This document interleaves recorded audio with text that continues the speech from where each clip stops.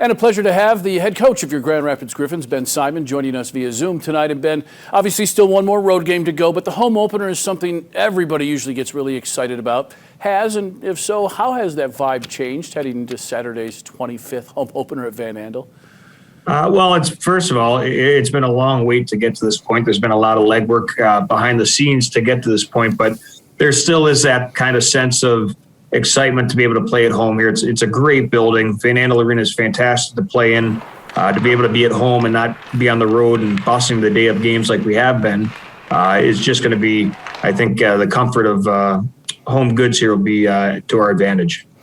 I was at the Red Wings home opener, first time seeing a real game in a building that was empty like that. I know you guys were on the road in Chicago, albeit at their practice facility, instead of playing in that building, which is one of the greatest atmospheres, I think, in the American League. What are you expecting out of Van Andel?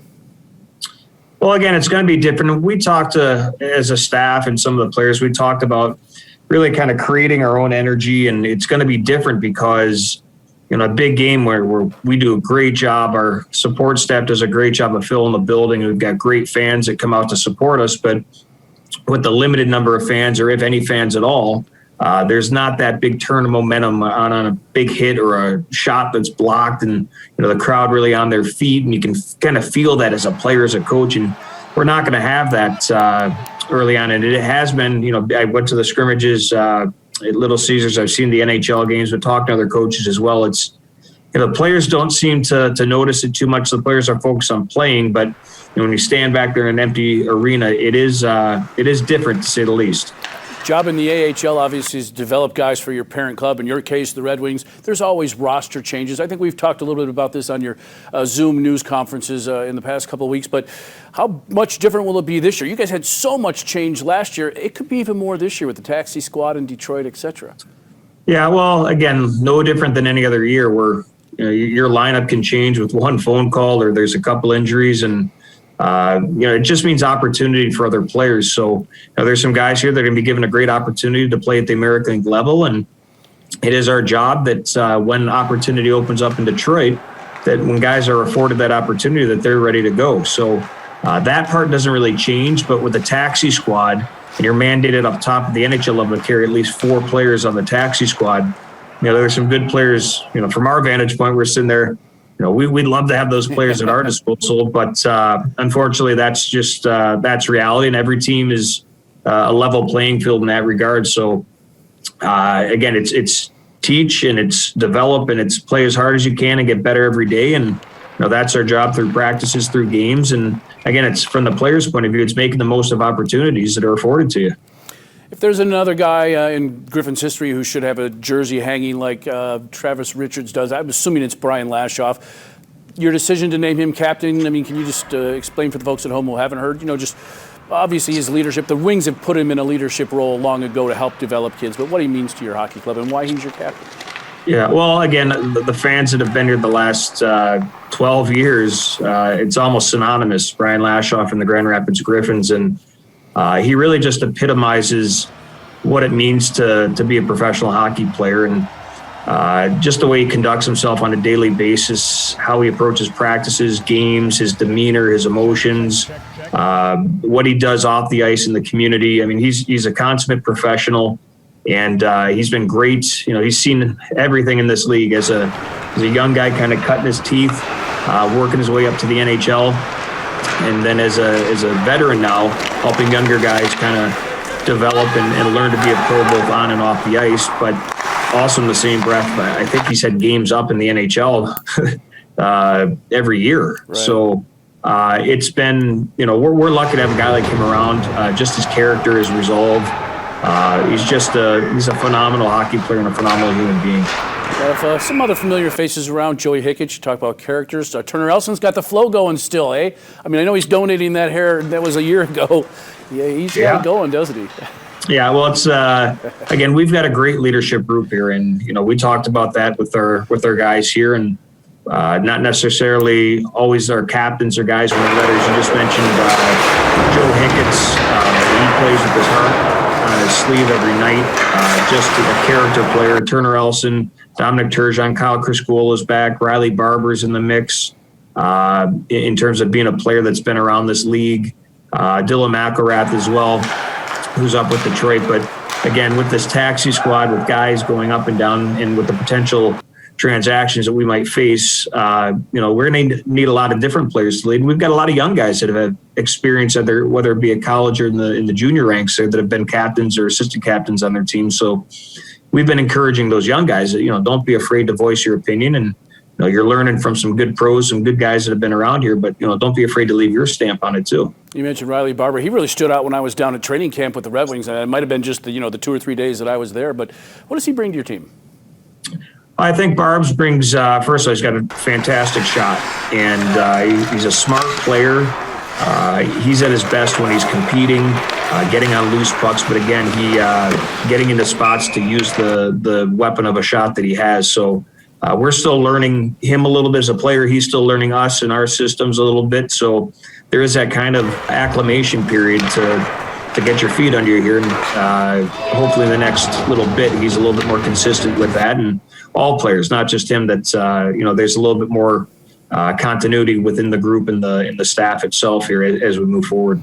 A lot of fans interested in those Red Wing prospects they hope will help in Detroit. Ben's been entrusted with developing those guys. We'll take a quick break, and after this, get a little rapid fire from Ben on just some of the Red Wing hopefuls playing in Grand Rapids. Right after this, you're watching Sports Overtime.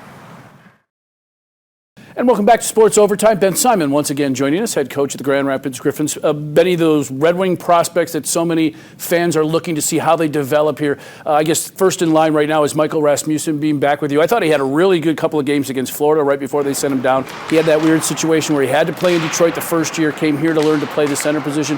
Where is he in the development, and how does he figure, in the rebuild in Detroit? Well, again, Michael, every player that's come down here has had a little bit of a different path, and every player's path to get to the NHL is a little bit different. So everyone's unique in their own regard. But I think Michael, just in terms of his growth and development over the course of from last season to this season, you can see he's moving a little bit better. His skating has improved. His processing of the game has improved, and it just really has to be a little bit more consistent in those regards. And, if and when he's afforded the opportunity to get back to Detroit, is to grab that opportunity and force him to play him as much as he can. Evgeny Svechnikov, another former number one pick. I was, sad to see that he was put on waivers and came back down. As you know, super hard-working guy. I try to explain that to people. Had the injury. This is a huge year for Gino, right? Yeah. Well, again, Svech, another different path. He missed an entire season with his knee injury a couple of years ago. So he's and then got injured this summer a little bit and then in camp. So that kind of set him back a little bit. But he's in a spot now physically, mentally, where I think he's ready to, he's just, again, got to be consistent with his just his play overall. He's got all the tools, strong guy, heavy on the puck. He wants it more than anyone. He's got a high compete level, and we just got to get him to consistently work hard and smart. And, if he does that and does it on a consistent basis, then hopefully he'll be afforded an opportunity as well. And we'll see what happens from there. But he's a guy that you root for. I've seen him since he's walked through these doors as a prospect, and he's faced an uphill battle with the number of injuries and some bad luck, but he's clawed his way. For people that don't see the behind the scenes stuff, that how hard he's worked just to put himself back in the conversation. So, it's our job to continue to work with him and hope that he does get a chance. Jared Mckissack's a guy a lot of us have been interested in seeing, just haven't seen much of because unfortunately he's had injury issues. What do you see in him? Well, again, we haven't seen too much. He's been kind of riddled with some injuries that have set him back a little bit. But again, a kid that is a tremendous skater. He's got a pretty good hockey mind. He's a pretty cerebral player. When he's back and healthy, he's going to be just a solid two-way defenseman for us. He can move the puck pretty well. He's got a pretty good offensive side of it and offensive instincts, but he defends pretty well. He's a pretty strong kid. So, we haven't seen him too much in game situations. We lean on the development staff for that as to try and put these guys in the best situations possible. So when he's healthy and when he's ready to go, hopefully we're putting him in those spots and he's ready to go. So we're not going to do that until he's 100% healthy. And, if and when he is, we're excited to see what he can bring to the table. All right, and finally, the two other defensemen. Gus Lindstrom really surprised me last year, how well he played defensively. Young guys obviously struggle with that, as you know. And then Dennis Chalowski, two guys in totally different situations, but both young defensemen the Wings would hope or like to see in Detroit. Well, both are character guys. I think both of them, they want to get better. Both are very proactive with their careers in terms of doing the right things in the weight room, wanting to watch video of their shifts, wanting to watch other NHL players that are similar to them and what we kind of foresee them to who they should emulate to try and play like. So they're very proactive in that regard. Again, the biggest thing for a young defenseman is consistency in defending. And I think both players have shown glimpses of greatness and potential. And again, it's just coming back to the consistency and doing it on an everyday basis. Benny, thanks for doing this. We appreciate it. Good luck this season. I know it's going to be a lot of moving parts for you all year long. It will be, but it'll be, we'll be along for the ride. So as long as you're behind us, Lair, we'll be all right. All right, hockey's back. We're all happy about that. Thanks, Ben. That's right.